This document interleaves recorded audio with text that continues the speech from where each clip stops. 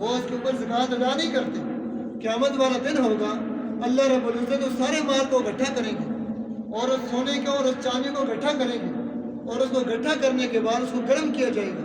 اور گرم کرنے کے بعد اللہ تعالیٰ اس کی چہرے کے اوپر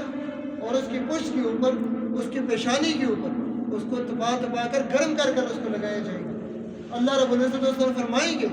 یہ وہ مال ہے دنیا کے اندر جسے تم جمع کر کے رکھتے تھے۔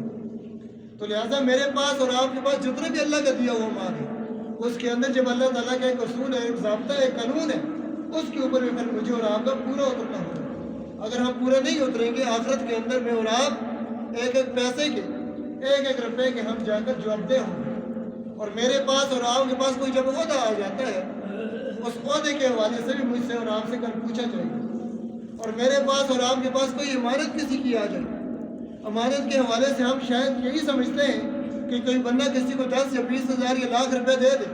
وہ مہینے کے بعد طلب کر دے، ہم اس کو امانت سمجھتے ہیں۔ امانت کا تعلق ہماری 24 گھنٹے کی ساری وہ چیزوں کے ساتھ ہے، ہمارے اٹھنے اور بیٹھنے کے ساتھ بھی امانت کا تعلق ہے، ہمارے بچوں کا اور والدین کا بھی ایک آپس میں امانت کا تعلق ہے۔ میں اور آپ کسی ادارے کے اندر کام کرتے ہیں، اس ادارے کا اور میرا بھی آپس میں یہ امانت کا تعلق ہے، لیکن ہم یہ سمجھتے ہیں کہ کسی بندے نے کسی کو لاکھ روپے دے دیا امانت کے طور پر کہ 20 دن کے بعد یا مہینے کے بعد یا سال کے بعد میں آپ سے واپس لوں گا، ہم اس کو امانت سمجھتے ہیں۔ تو اللہ کے نبی صلی اللہ علیہ وسلم نے فرمایا جو بندہ امانت کے اندر خیانت کرتا ہے وہ منافق کی نشانی میں سے ایک نشانی ہے، وہ بندہ منافق ہے جو امانت کے اندر خیانت کرتا ہے۔ جو اولاد میرے پاس اور آپ کے پاس ایک اللہ تعالیٰ نے ہمیں امانت دی ہے، کیا ہم اس کی صحیح تربیت کرتے ہیں؟ ہم اس کو قرآن اور سنت کی تعلیم دیتے ہیں؟ اگر دیتے ہیں تو بالکل ٹھیک ہے، اگر نہیں دیتے یہ امانت ہے، کل قیامت والے دن مجھ سے اور آپ سے اس کے بارے میں پوچھا جائے گا۔ اللہ کے نبی صلی اللہ علیہ وسلم نے فرمایا کہ اللہ رب العزت ایک مومن مرد کو ایک مومنہ عورت کو آزماتے ہیں، وہ اس کو مال دے کر بھی آزماتے ہیں اور مال لے کر بھی آزماتے ہیں، اس کو صحت دے کر بھی آزماتے ہیں اور صحت لے کر بھی آزماتے ہیں، اس کو اسی طرح اولاد دے کر بھی آزماتے ہیں اور اولاد لے کر بھی آزماتے ہیں۔ اگر وہ ان چیزوں کے اوپر، مال کے اوپر، صحت کے اوپر، اولاد کے اوپر اگر وہ پورا اترتا ہے، اگر وہ اس آزمائش کے اندر پورا اتر جائے، جب آخرت کے اندر وہ جائے گا اللہ تعالیٰ سے، جب اس کی ملاقات ہوگی یعنی دنیا سے چلا جائے گا، اس کے نامہ اعمال کے اندر کوئی گناہ باقی نہیں رہے گا۔ اگر کوئی بندہ اس کے اوپر پورا نہیں اترے گا تو اس کے لیے پھر وبال ہی وبال ہے وہاں پر۔ تو لہٰذا یہ جو مال میرے پاس اور آپ کے پاس ہوتا ہے، یہ بھی اللہ تعالیٰ کی طرف سے ایک امانت ہوتی ہے۔ اگر ہم اس کے اندر اس کو صحیح جگہ پر اگر خرچ نہیں کریں گے تو کل قیامت والے دن مجھ سے اور آپ سے بھی پوچھا جائے گا۔ ایسے یہ جو صحت ہے ہمارے پاس، یہ بھی اللہ تعالیٰ کی طرف سے ایک امانت ہے۔ جو لوگ بیمار ہیں آپ ذرا ان سے پوچھیں، جب وہ بندہ صحت مند ہوتا ہے اس کو سجدے کرنے کی توفیق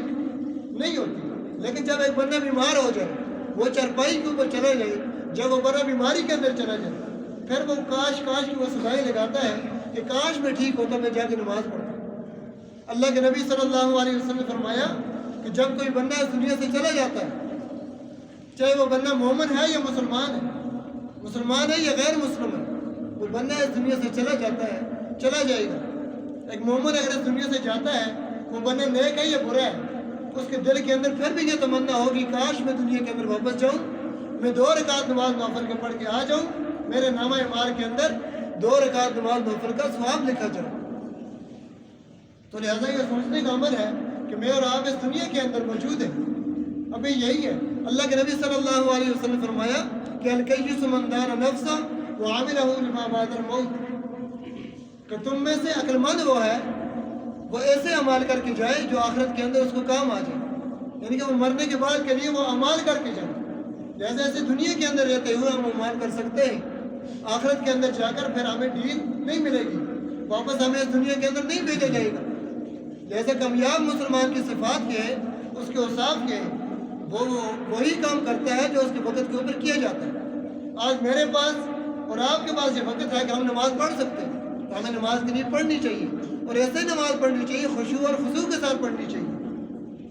اگر ہم پوری محفل کے اندر بیٹھے ہوئے، میرے پاس اور آپ کے پاس یہ اختیار ہوتا ہے کہ ہم اٹھ کے وہاں سے چلے جائیں، لیکن ہم وہاں سے اٹھ کے نہیں جاتے،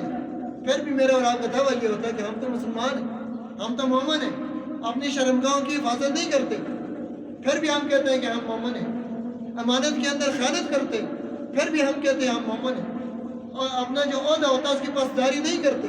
پھر بھی ہم کہتے ہیں کہ ہم مومن ہیں۔